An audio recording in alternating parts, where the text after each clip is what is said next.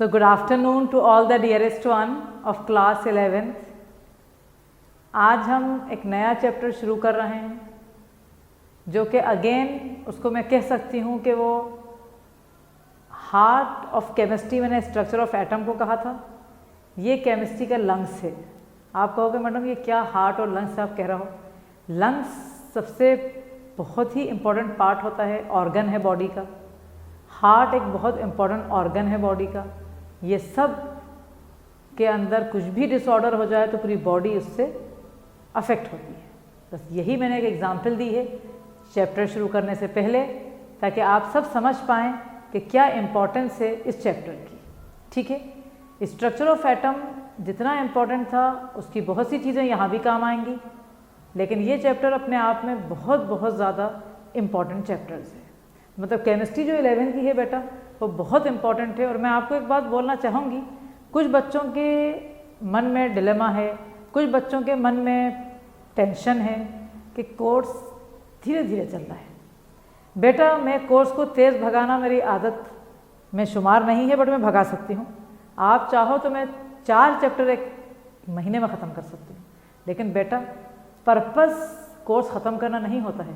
Purpose होता है कि हम उसको डेप्थ से हमें वो चीज़ आना चाहिए। ये मेन चैप्टर्स हैं केमिस्ट्री के। 10th तक आपकी केमिस्ट्री कुछ नहीं थी। ये 3-4 चैप्टर हैं जो कि सबसे, जैसे कहते हैं ना, हार्ट, लंग्स, किडनी, ये जब हमें आ गए तो आगे वाले चैप्टर स्मूथली और तेज से चलेंगे। तो आप में से कोई भी बच्चा अगर परेशान है तो बिल्कुल परेशान नहीं हो। आपका ये वाला चैप्टर जैसे बहुत इंपॉर्टेंट है, पीरियोडिक टेबल इंपॉर्टेंट है। ये 4-5 चैप्टर के बाद सारे चैप्टर आपको बहुत इजी लगेंगे और बहुत तेज़ वो आगे बढ़ते जाएंगे। ठीक है, तो अगर डिलेमा है तो ये वाला निकाल दें। जब आप डीएससी टीम से जुड़े हैं और डॉक्टर अमीना मैडम से जुड़े हैं तो आपके अंदर ये डिलेमा और ये चीज़ें नहीं होना चाहिए, क्योंकि जो आपको ईयर्स और ईयर्स हो गए पढ़ाते हुए उसको पता है कि कैसे उठाना है सब्जेक्ट, उसको पता है कि कैसे बच्चे को आगे बढ़ाना है। ठीक है, तो आज एक नया पेज में आप लोग डालेंगे heading chemical bonding and molecular structures. तो ये आपकी कॉपी में मेन हेडिंग होगी, सेंटर ऑफ द कॉपी में chemical bonding and molecular structures. अब इस चैप्टर में पढ़ेंगे क्या, जैसे हर चैप्टर में कुछ होता है पढ़ने को। जैसे स्ट्रक्चर ऑफ एटम में था तो एटम कैसे बनता है, क्या क्या उसमें होता है। थॉमसन सर से लेके तो अपन श्रोडिंगर तक आए और अपन ने देखी अपनी जर्नी चली। ऐसे ही मॉल कॉन्सेप्ट में आपने स्टार्टिंग से देखा कि एटम क्या होता है, एलिमेंट क्या होता है, कंपाउंड क्या होता है, मिक्सचर क्या होता है। ऐसे ही केमिकल बॉन्डिंग में हमें सबसे पहले ये मालूम होना चाहिए कि बॉन्ड होता क्या है। BOND केमिकल बॉन्ड होता क्या है। नॉर्मली एक सिंपल लैंग्वेज में लोग अगर कहें आपसे कोई पूछे तो बॉन्ड क्या होता है, 2 इलेक्ट्रॉन का कॉम्बिनेशन होता है। अगर 2 इलेक्ट्रॉन को आप जोड़ दोगे एक साथ तो एक बॉन्ड बनेगा। तो bond normally a bond is a combination of 2 electrons, लेकिन अपन एक सिस्टमेटिक डेफिनेशन दे रहे हैं आपको। आप देखें यहाँ केमिकल बॉन्ड पहले जरा सुन लें फिर लिखिएगा। The attractive force that holds various atoms and ions together is a chemical bond. जैसे एटम अलग अलग हैं, उन एटम्स को और आयंस अलग अलग हैं, उनको जोड़ दिया और जोड़ के एक मॉलिक्यूल बना दिया, उसे जो चीज़ जोड़ती है उनको, उस चीज़ को कहा जाता है केमिकल बॉन्ड। तो आप सब एक क्वेश्चन डालें, क्वेश्चन तो नहीं डालें, एक डेफिनेशन डालें। केमिकल बॉन्ड साइड हेडिंग लिख के उसका एक हल, बहुत सिंपल सी एक डेफिनेशन दी है मैंने। The attractive force that holds various atoms and ions, the attractive force that holds various atoms and ions together is a chemical bond. So again, the attractive force that holds various atoms and ions together is a chemical bond. ठीक है, जो ions को एक साथ जोड़ती है उस चीज़ को कहते हैं केमिकल बॉन्ड। अब क्वेश्चन ये दिमाग में आ रहा है कि एटम्स और आयन जुड़ना क्यों चाह रहे हैं, क्यों अपने फ्रीली नहीं घूमना चाह रहा है। तो अब एक क्वेश्चन डालेंगे आप, Y do atoms combine. Atom combine होना क्यों चाह रहा है, वाई डू एटम्स कंबाइन, मतलब क्यों एटम अलग अलग थे, बढ़िया अलग अलग रह रहे थे, तो कंबाइन होने का क्या उनको शौक आ रहा है या वो क्यों कंबाइन हो रहे हैं। तो वाई डू एटम्स कंबाइन, इसमें आप पहले सुन लें फिर अपन आंसर लिखेंगे। एक्चुअली कोई भी एटम हो या आयन हो या मॉलिक्यूल हो या आप हो या मैं हूँ, हर स्पीशीज पूरी दुनिया में क्यों भाग रही है, दौड़ रही है? To become stable. मतलब वो एक ऐसे स्टेट में जाना चाहती है जहाँ पर उसकी एनर्जी बिल्कुल लोवेस्ट हो। करेक्ट। पूरे ज़िंदगी इंसान भागता है, दौड़ता है, कमाता है, आखिर में वो चाहता है कि ओल्ड एज में वो स्टेबल होए, उसका एनर्जी स्टेट लोवेस्ट होए और वो बहुत सुकून से रहे।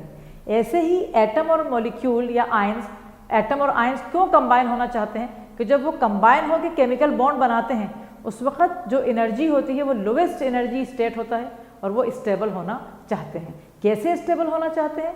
बाय एक्वायरिंग नोबल और इनर्ट गैस कॉन्फ़िगरेशन। समझ आया? तो why do atoms combine to become, answer लिखिए, टू बिकम स्टेबल। तो why do atoms combine to become stable means when a chemical bond is formed,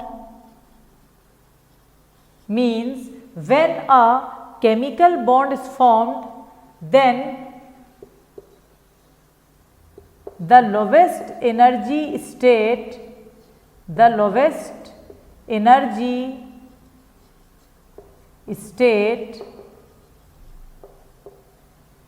is attained. The lowest energy state is attained, है ना? तो why do atoms combine to become stable means when a chemical bond is formed, then the lowest energy state is attained. समझ गए? I think यहाँ तक सब लोग समझ गए हैं और सबको ईजी लग रहा है।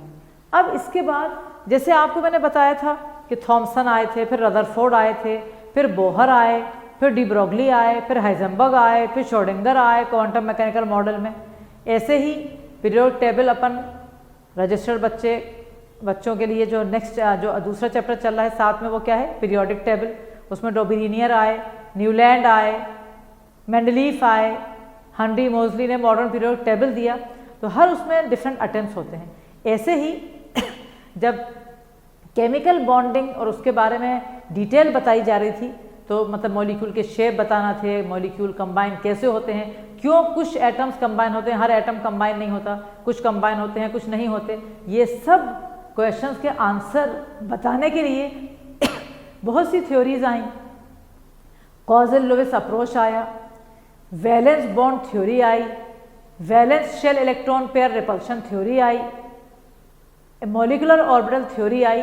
ये सब हम डिटेल में इस चैप्टर में पढ़ेंगे। इनमें से सबसे पहला अप्रोच जो आज पढ़ेंगे हम, वो आप साइड हेडिंग डालेंगे कॉजल लुइस अप्रोच। इसको मैं अंडरलाइन कर देती हूँ ऐसा, ताकि आप दिख जाए अच्छी तरह आपको।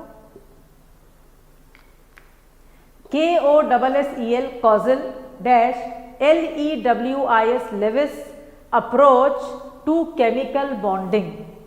Causal Lewis approach to chemical bonding. जरा सा समझ लें, फिर लिख लेंगे। साइंटिस्ट लुइस लैंगमेयर लुइस एक अमेरिकन साइंटिस्ट थे। इन्होंने एक बहुत अच्छा कॉन्सेप्ट दिया। इन्होंने कहा कि जब बॉन्डिंग का मतलब अप्रोच क्या दिया लुइस, सर लुइस कह दो, लैंगमेयर लुइस कह दो। इन्होंने कहा कि जब एटम्स आपस में आके जुड़ते हैं तो या तो वो इलेक्ट्रॉन लूज कर देते हैं, जैसे Na पॉजिटिव हो जाता है, एक इलेक्ट्रॉन आउटर शेल का दे देता है बाहर, या वो इलेक्ट्रॉन ले लेते हैं, जैसे Cl जिसके आउटर शेल में 7 इलेक्ट्रॉन्स हैं, वो एक इलेक्ट्रॉन लेके Cl नेगेटिव बना देता है, Na पॉजिटिव बना देता है। क्यों कर रहे हैं ये सब ऐसा? क्योंकि Na जब आखिरी इलेक्ट्रॉन उसने दे दिए तो आउटर शेल में 8 इलेक्ट्रॉन्स हो जाएंगे और 2 और 8 10 यानी नियॉन का कॉन्फ़िगरेशन आ जाएगा। ऐसी Cl जिसके 2 8 7 है, अगर वो एक इलेक्ट्रॉन ले लेगा तो वो 2 8 8 हो जाएगा, आउटर शेल में फिर 8 इलेक्ट्रॉन्स आ जाएंगे और वो आर्गन का कॉन्फ़िगरेशन उसको मिल जाएगा। कहने का मतलब क्या हुआ? ये सब क्यों कर रहे हैं? To become stable. तो या तो वो इलेक्ट्रॉन देते हैं या लेते हैं, या जैसे F2 H2 और कोई भी मॉलिक्यूल जैसे F2 है, Cl2 है, H2 है, यहाँ पर देने लेने का काम नहीं है, यहाँ पर वो शेयरिंग करते हैं। मतलब वो देते हैं, लेते हैं या शेयरिंग करते हैं। ये सब क्यों करते हैं? To become stable by acquiring noble और इनर्ट गैस कॉन्फ़िगरेशन। क्यों नोबल गैस के पीछे पड़ गए? क्योंकि नोबल गैसेस सबसे स्टेबल होती हैं, अनरिएक्टिव गैसेस होती हैं। तो हर इंसान, हर एटम चाहता है टू बिकम स्टेबल। समझ गए बेटा? तो अब आप ये ज़रा सा लिखेंगे कॉजल लेविस अप्रोच में, लिखेंगे लेविस पोस्ट्यूलेटेड, मतलब उसने पोस्ट्यूलेट दिया था, उसने इंपॉर्टेंट पॉइंट बताया था। Lewis postulated that atoms achieve, Lewis postulated that atoms achieve the stable octet. Okay, again, Lewis postulated that atoms achieve the stable octet when they are linked by chemical bond. Again, Lewis postulated that atoms achieve the stable octet when they are linked by chemical bond. कब वो stable octet achieve करते हैं? जब वो chemical bond से जुड़ते हैं। When they are linked by chemical bond, for example, in case of Na, है ना, Na sodium, for example, in case of Na के केस में, by giving electrons, in case of Na, by giving electrons to form Na positive ion. In case of Na, by giving electrons to form, या by giving one electron कर दो, S हटा दो, by giving one electron to E negative यानी electron to form Na positive ion. तो sodium के case में एक इलेक्ट्रॉन दे के Na positive ion बनाते हैं, comma, also in case of Cl, also in case of Cl, by accepting one electron to form Cl negative ion, by accepting one electron to form Cl negative ion. And in other molecules like F2, Cl2, H2 और dotted line कुछ भी हो सकता है, or yeah, and in other molecules like F2, Cl2 and H2, by sharing of electrons to acquire the octet, by sharing of electrons to acquire the octet. तो ये बताया मैंने आपको कि लिविस, साइंटिस्ट जो लिविस थे, उनका कहना ये था, पूरी बात का कंक्लूजन जो मैं पहले भी बता चुकी हूँ आपको, कि या तो एटम इलेक्ट्रॉन देगा या लेगा या शेयर करेगा। ये सब काम क्यों कर रहा है? ताकि वो स्टेबल होना चाह रहा है। स्टेबल होकर क्या होगा उसका? उसके आउटर शेल में 8 इलेक्ट्रॉन्स आ जाएंगे, यानी नोबल गैस का कॉन्फ़िगरेशन आ जाएगा। तो ये सब चीज़ें आप, ऐसा कोई नई चीज़ें नहीं है। अभी तो देखो, आप कोई भी चैप्टर शुरू होता है तो आप थोड़ा सा पढ़ा हुआ होता है वो, जैसे 10th में भी थोड़ा बहुत आपने ये सब चीज़ें पढ़ी हैं, ये मेटल नॉन मेटल के चैप्टर में लास्ट ईयर आपने इस जैसी चीज़ें पढ़ी हैं, बट कम। अब अपन डेप्थ में पढ़ेंगे। अब आ जाइए नेक्स्ट हेडिंग में आप डालेंगे Lewis symbol and their significance.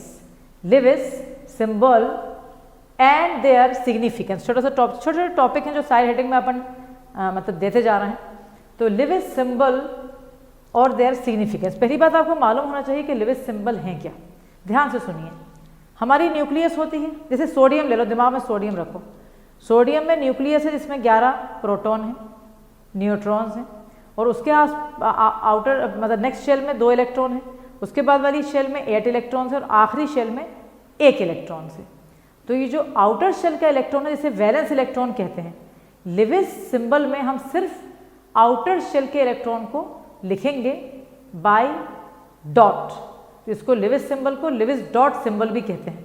मतलब लिविस सिंबल तो सही है बिल्कुल, बस इसको लिविस सिंबल या और लिविस डॉट सिंबल, क्योंकि उसके अंदर इलेक्ट्रॉन को उसने डॉट से रिप्रेजेंट करा है, और ये भी आपने लास्ट ईयर पढ़ा था।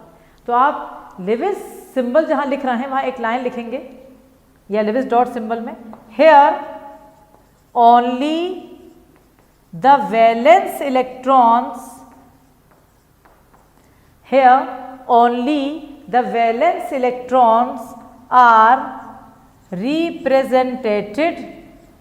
represented by a dot।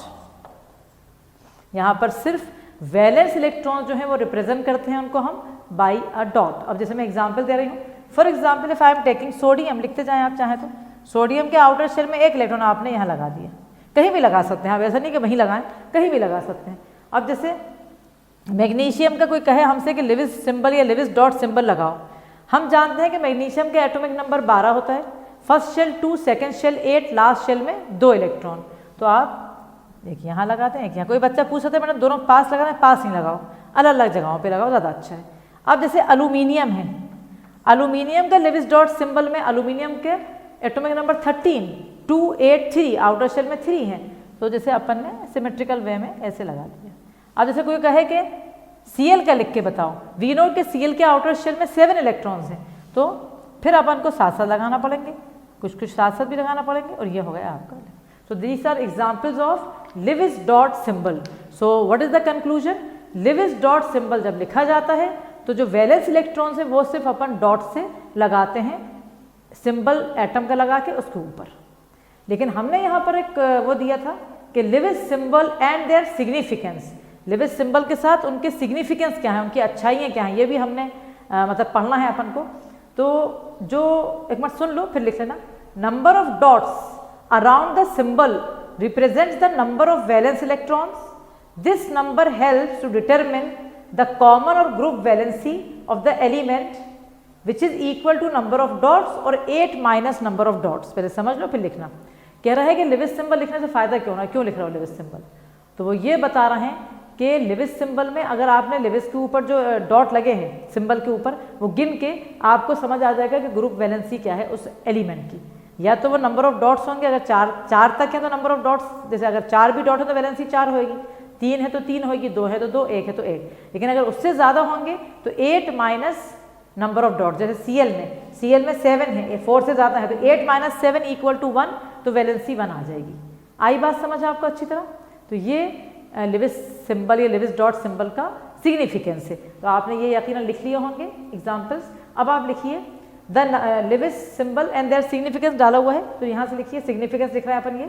The number of dots around the symbol, the number of dots around the symbol, लिखते जाइए, the number of dots around the symbol represents, the number of dots around the symbol represents the number of valence electrons. The number of dots around the symbol represents the number of valence electrons. Okay, represents the number of valence electrons. This number helps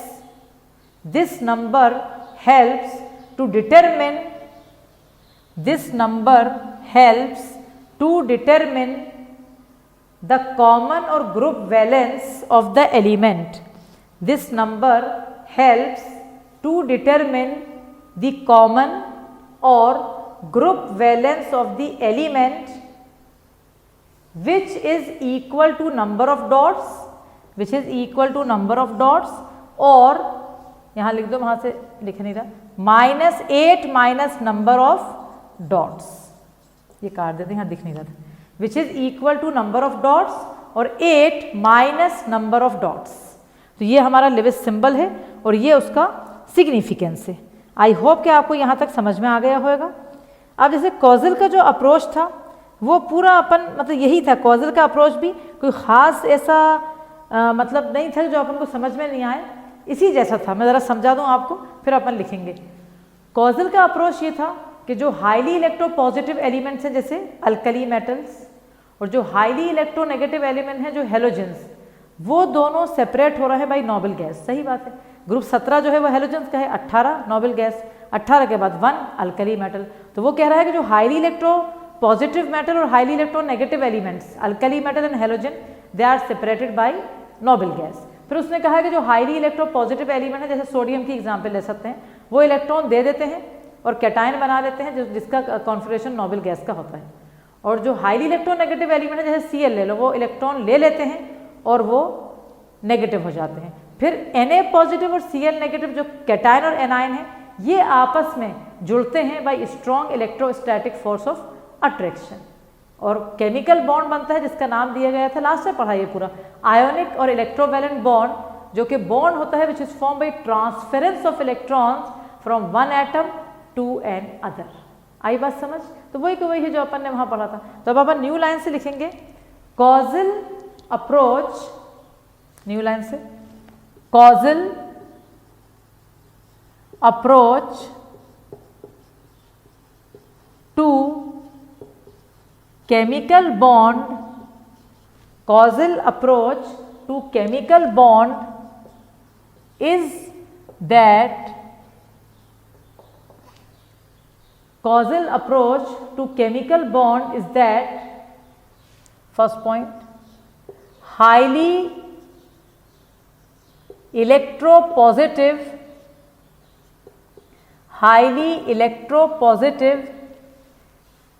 elements, bracket में आप alkali metals भी लिख सकते हो क्योंकि वही सबसे ज़्यादा हाईली इलेक्ट्रोपॉजिटिव जो है वो अल्कली मेटल्स ही हैं, है ना। तो हाईली इलेक्ट्रोपॉजिटिव एलिमेंट्स जो कि अल्कली मेटल्स हैं, and highly electronegative elements, and highly electronegative elements जो कि कौन है? हेलोजेंस हैं, जो कि हेलोजेंस हैं। तो हाईली इलेक्ट्रोपॉजिटिव एलिमेंट जो कि अल्कली मेटल्स हैं, एंड हाईली इलेक्ट्रोनेगेटिव एलिमेंट्स जो कि हेलोजेंस हैं, are separated by noble gases, है ना। कैसे सेपरेट है ये सेपरेट हैं बाय नोबल गैसेस। तो पहला पॉइंट आप जल्दी सीख लें, कॉजल का अप्रोच, सेम वही लिविस और कॉजल सब एक ही बात है, लेकिन जब भी थोड़ा सा अलग से अपन बताते हैं। तो कॉजल का अप्रोच ये था केमिकल बॉन्ड का कि जो हाईली इलेक्ट्रोपॉजिटिव एलिमेंट्स हैं और जो हाईली इलेक्ट्रोनेगेटिव एलिमेंट्स हैं वो सेपरेट हो रहे हैं बाय नोबल गैस, और इसीलिए मैंने उनके बीच में अल्कली मेटल्स और नोबल वो हेलोजेंस डाल दिया अपना, ठीक है। तो अब जैसे सेकेंड जो पोस्टुलेट या जो अप्रोच था वो ये था, the formation of negative ion from halogens, the formation of negative ion from halogens is by gain of electrons, while the formation of positive ion from alkali metals is by loss of electrons। ये भी समझ में आ रहा है, simple points हैं जो class 10 में पढ़े थे, वही सब चीजें पढ़ रहा है अपन, बस थोड़ा सिस्टमेटिक वे में और थोड़ा डिटेल में।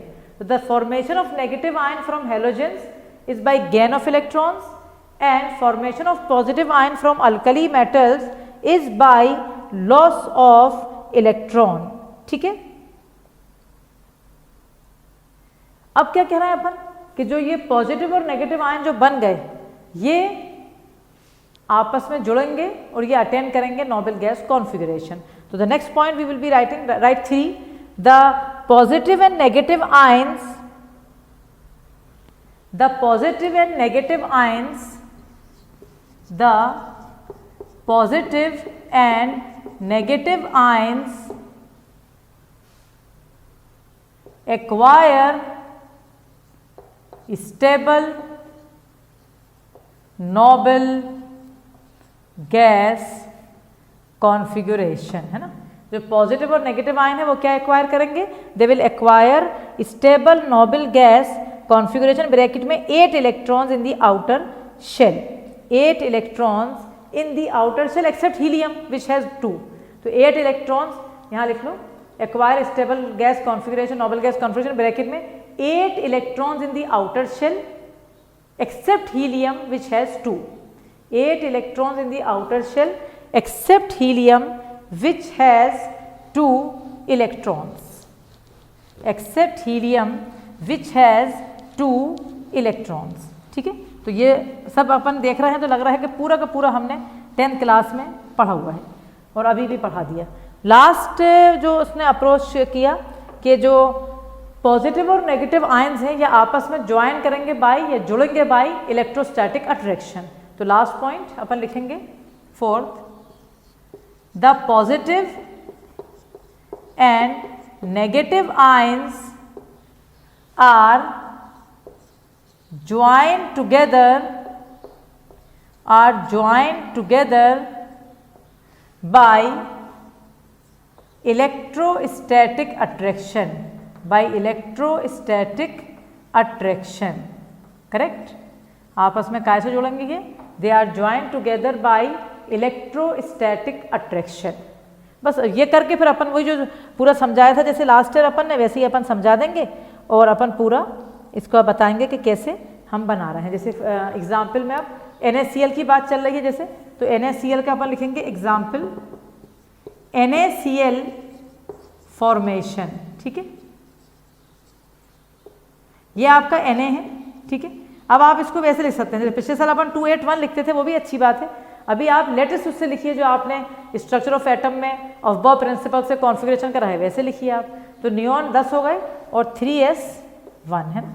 इस Na ने Na पॉजिटिव जब बनाया तो एक इलेक्ट्रॉन को बाहर निकाल दिया, यहाँ पर क्या रह गया इसका? नियॉन। मतलब किसका आ गया इसका कॉन्फ़िगरेशन?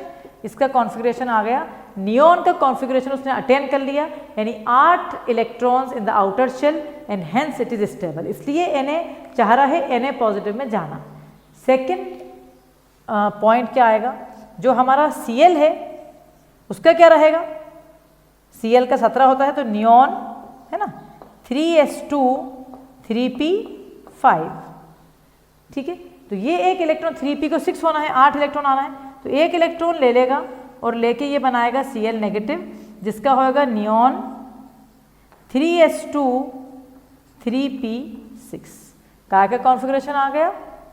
10 12 and argon configuration. लिख लो जल्दी से। तो अपन ने मतलब वही कोई जो लास्ट ईयर किया था उसके अलावा कोई नया काम मैंने नहीं करा है, पर उसी जैसा हमने सिर्फ आपको ये बता रहे हैं कि आपस में ये दोनों जुड़े हैं। तो अपन ने ऑफ ले लिया। सी पॉइंट में अपन लिख रहे हैं Na पॉजिटिव जब Cl नेगेटिव से कंबाइन हुआ तो हमें मिला NaCl और ये आपस में जुड़ गए by electrostatic force of attraction. They are joint together by electrostatic force of attraction, ठीक है बेटा। So this is the Kossel and Lewis approach. अब हम एक डेफिनेशन डालेंगे जो कि आपको आती है, वो भी पढ़ चुके हैं अपन। आप लिखें question, define electrovalent bond. Define electrovalent bond. Electrovalent bond क्या होता है उसकी डेफिनेशन चाहिए अपन को। तो इलेक्ट्रोवेलेंट बॉन्ड यानी आयोनिक बॉन्ड। क्या होता है इलेक्ट्रोवेलेंट बॉन्ड? जो जब पॉजिटिव और नेगेटिव आयन जब जुड़ते हैं आपस में by electrostatic attraction, then a bond is form is known as electrovalent bond. या अपन यूं भी कह सकते हैं the bond which is form by transference of electrons from one atom to another. तो लिखिए आप डेफिनेशन में, डिक्टेट करवा रही हूँ definition. Electrovalent bond is the bond which is formed, electrovalent bond is the bond which is formed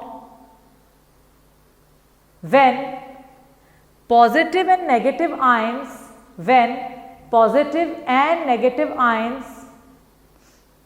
are joined together, when positive and negative ions are joined together by electrostatic attraction, are joined together by electrostatic attraction, है ना। जब positive और negative ions आपस में जुड़ेंगे by electrostatic attraction, okay.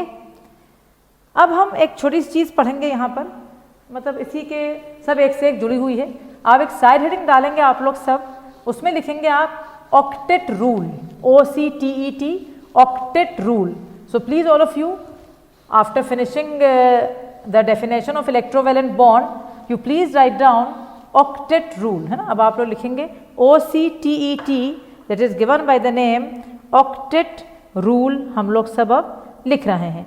तो octet rule Kossel and Lewis ने ही डेवलप की थी जो थ्योरी, जो केमिकल बॉन्डिंग की थ्योरी उसने डेवलप की थी, उसमें उन्होंने कहा था कि एटम कंबाइन होते हैं या तो इलेक्ट्रॉन देते हैं या लेते हैं या शेयर करते हैं। ये सब क्यों करते हैं? To have 8 electrons in the valence shell, this is known as octet rule. पूरा वही जो पढ़ रहा है उसी का कंक्लूजन है, लेकिन कहीं कहीं ऐसा आ जाता है, क्वेश्चन भी दिया हुआ है पीछे एक्सरसाइजेज में, what do you mean by octet rule?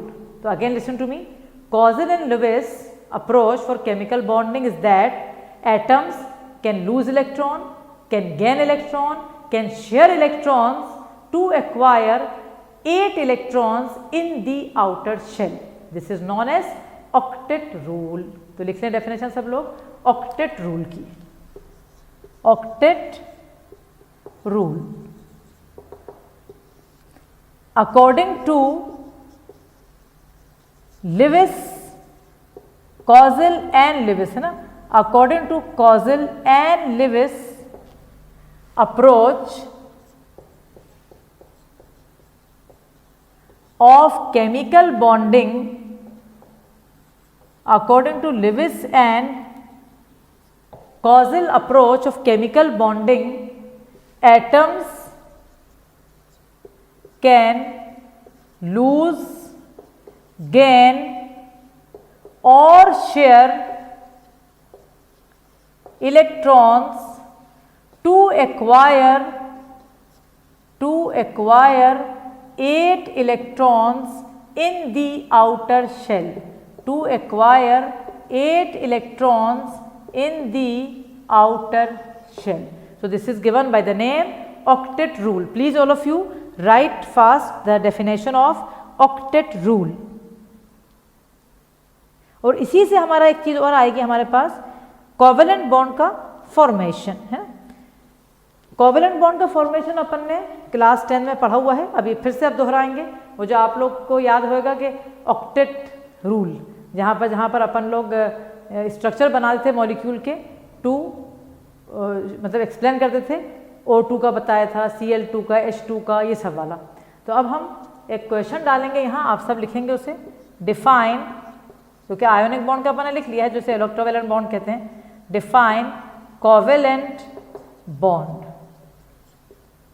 Define covalent bond. अब ये कोवेलेंट बॉन्ड क्या होता है? ये वो बॉन्ड होता है जो बनता है by sharing of electrons between 2 atoms. So please write down the definition of covalent bond. It is the bond which is formed by sharing of electrons between 2 atoms. It is the bond which is formed by sharing of electrons between 2 atoms. Okay?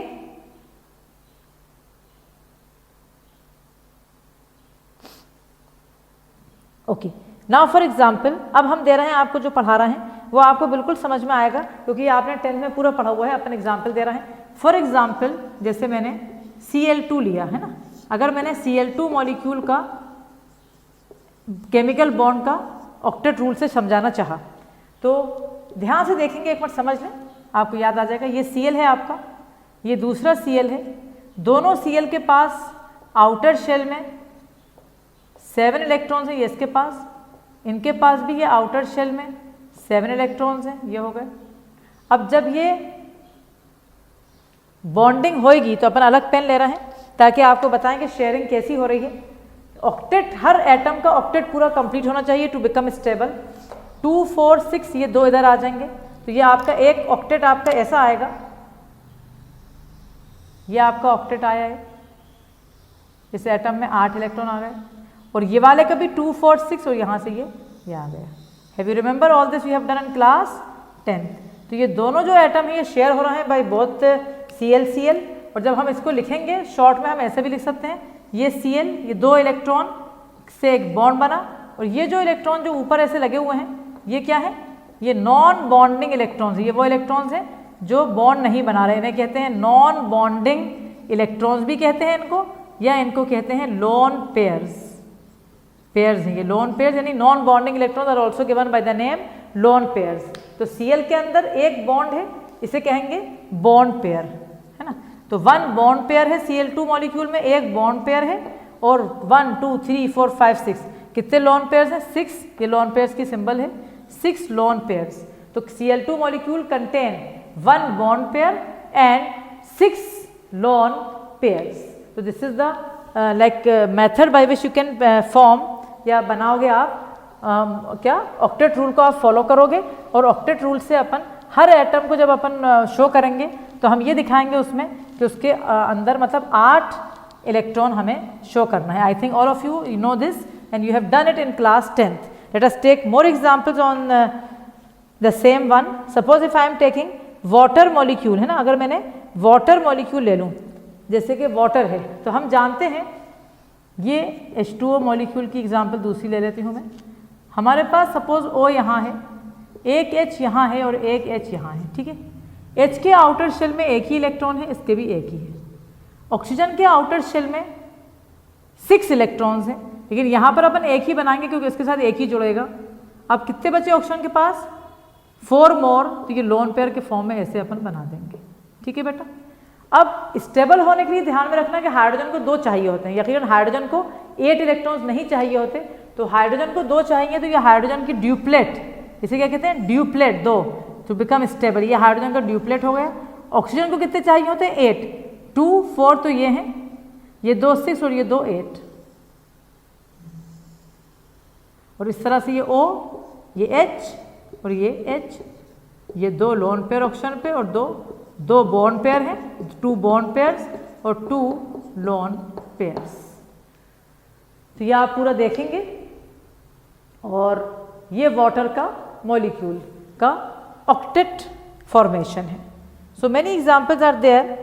CCl4 है, CO2 ले लेते हैं, जैसे अपन ethene ले लेते हैं, N2 Ethan, बहुत सारे हैं। अपन ने बहुत करे थे लास्ट ईयर, याद होगा आपको कि लास्ट ईयर ये टॉपिक बहुत इंपॉर्टेंट माना जाता था बोर्ड में, और इसके अंदर अपन ने बहुत से ऑक्टेट कंप्लीट करे थे। सपोज आप CO2 ले रहे हैं, थर्ड एग्जाम्पल अपन ले रहे हैं, जैसे CO2 मॉलिक्यूल, ये मेरा C है, ये मेरा O है, ये मेरा O है, ठीक है। कार्बन के पास 4 इलेक्ट्रॉन है आउटर शेल में, लेकिन यहाँ लगाने से अकेले इलेक्ट्रॉन यहाँ लगाने से कोई फायदा नहीं है, तो हम ऐसे नहीं लगाएंगे, पेयर के फॉर्म में ठीक है, यहाँ हम यूँ लगाएंगे, ये 2 हो गए और ये 2 हो गए। ऑक्सीजन के आउटर शेल में 6 है, ये आ गए, यहाँ पर 2 लगाओगे, यहाँ नहीं लगाओगे, क्यों? क्योंकि यहाँ पर अपन को बॉन्ड बनाना है। ऐसे ही इस ऑक्सीजन के पास 6 इलेक्ट्रॉन्स हैं, इसको ऑक्टेट पूरी करने के लिए ये कर लिया इसने, इसको ऑक्टेट पूरी करने के लिए इसने ये कर लिया, कार्बन को ऑक्टेट पूरी करने के लिए ये कर लिया। इस तरह से C double bond O double bond O, यहाँ 2 लोन पेयर बच गए O2 पे, तो total 4 bond pairs and 4 lone pairs बना लो। Please draw it. ओके, उसके बाद एक और ले लेते हैं, N2 ले लेते हैं, इथीन और इथाइन भी ले लेते हैं। तो नेक्स्ट आ रहा है हमारा N2, फोर्थ हमारा आ रहा है N2। ये मेरे पास N है और ये मेरे पास N है। N के आउटर शेल में 5 इलेक्ट्रॉन्स हैं, तो यहाँ पर 3 लगाएंगे अपन, और ये एक लोन पेयर। ऐसे ही इसके पास भी यहाँ 3 लगा देंगे और एक आपका लोन पेयर। ये आपका 8 आ गया, ये आपका 8 आ गया, तो ये आपका बना है ट्रिपल बॉन्ड N, यहाँ पर 2 इलेक्ट्रॉन और यहाँ पर भी 2 electron.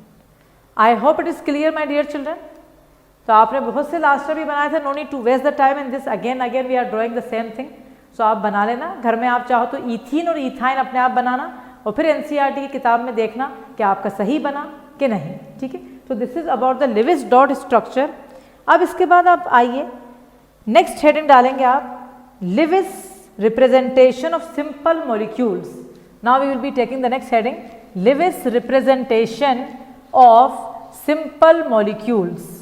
Lewis representation of simple molecules, bracket में आप लिखेंगे इसके लिए लिविस स्ट्रक्चर्स, लिविस स्ट्रक्चर्स, ठीक है।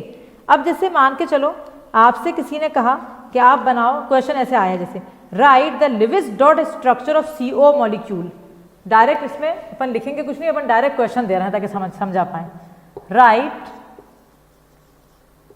The Lewis dot structure of CO molecule. Suppose ये क्वेश्चन आया, right the Lewis dot structure of CO molecule. अब सुनो मेरे कि क्या करना गया, ये आपको ध्यान से सुनना है। सबसे पहला स्टेप, आपने CO लिया, ठीक है, आपने देखा वैलेंस इलेक्ट्रॉन्स कितने हैं। कार्बन के आउटर शेल में 4 हैं, आपको पता है। ऑक्सीजन के आउटर शेल में 6 हैं। तो सबसे पहला स्टेप में हम क्या करेंगे, total number of valence electrons equal to 4 + 6 = 10 electrons. तो पहला स्टेप सबको समझ में आया। कोई भी मॉलिक्यूल आपको मिले और आपसे कहे कि इसका लिविस स्ट्रक्चर बनाओ, लिविस डॉट नहीं, डॉट में तो फिर वो एक एटम मिलेगा, उसमें एक डॉट लगा दिया, सोडियम है जैसे, या मैग्नीशियम 2 लगा दिए।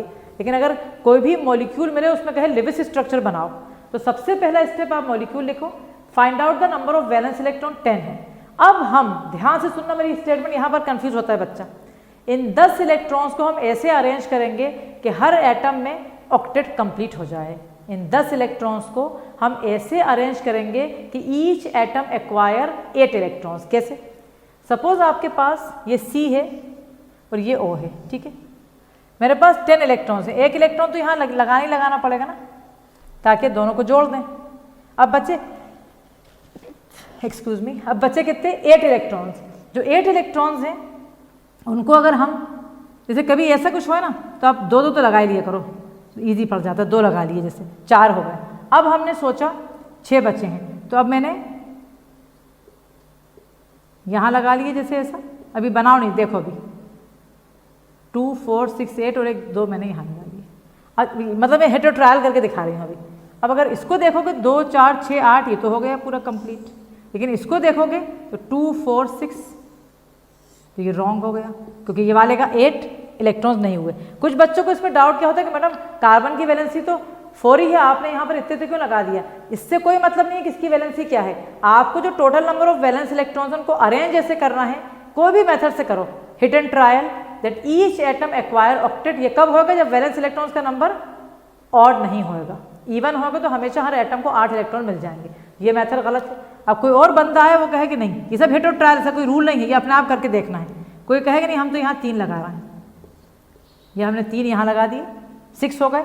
अब 4 बचे हैं, एक हमने यहाँ लगा दिया, जैसे 2 यहाँ और 2 यहाँ। इस तरह से कोई अरेंज करे 3 6 8 10, तो ये 3 6 और 8 ये आ गया है, 3 6 और 8 ये आ गया। अब मुझे लग रहा है कि दोनों एटम के पास ऑक्टेट कंप्लीट हो गया, तो ये बिल्कुल सही आंसर है। C ट्रिपल बॉन्ड O, एक लोन पेयर इसके पास, एक लोन पेयर इसके पास। तो ये हिट और ट्रायल है, ये कर करके देखना है, बट ये आना चाहिए हमें, क्योंकि अगर हमें ये आ जाएगा तो हमें फॉर्मल चार्ज भी बनाना आ जाएगी। अब जैसे एक और एग्जांपल दे रही हूँ मैं। सपोज मैंने कहा, ये पहला हो गया। सेकंड मैंने कहा नाइट्राइट आयन। अगली क्लास में भी मैं आपको इसका और एग्जाम्पल दूंगी, ताकि ये पूरा पढ़ लेना। 2-3 एग्जाम्पल और दूंगी तो रिवीजन हो जाएगा आज की क्लास का, ये लास्ट का, और फिर अपन फॉर्मल चार्ज पे आएंगे। नाइट्राइट आयन NO2 नेगेटिव है। अगर नया है तो आज याद कर लो कि नाइट्राइट आयन NO2 नेगेटिव होता है। NO2 नेगेटिव में देखो क्या करेंगे, N के आउटर शेल में 5 इलेक्ट्रॉन्स हैं, ऑक्सीजन के आउटर शेल में 6 हैं और 2 ऑक्सीजन है, 6 to the 12। और ध्यान से सुनना मेरी बात, एक negative charge means 1 extra electron, 1 positive charge means 1 electron less, 1 negative charge means 1 electron मोर। तो यहाँ पर +1 लगा देंगे। तो नाइट्रोजन के आउटर शेल में 5, ऑक्सीजन के आउटर शेल में 6 to the 12 और 1 इलेक्ट्रॉन किसके अंदर? ऑक्सीजन में। तो ये टोटल कितने हो गए? 18 वैलेंस इलेक्ट्रॉन्स। अब हमारे total number of valence electrons 18 हो गए। अब हमें उन्हें अरेंज करना है। तो ये मैंने N लिया जैसे, ठीक है, यहाँ मैंने O लगा दिया और दूसरा O मैंने यहाँ लगा दिया। अब मुझे अरेंज करना है, ये एलिमेंट्स को मुझे अरेंज करना है। तो अब जब मैं अरेंज करूँगी इनको, तो वही वाली बात, एक बात मैं ट्रिक दूँ तुम्हें, एक सिंपल सी ट्रिक जो मैंने बनाई है।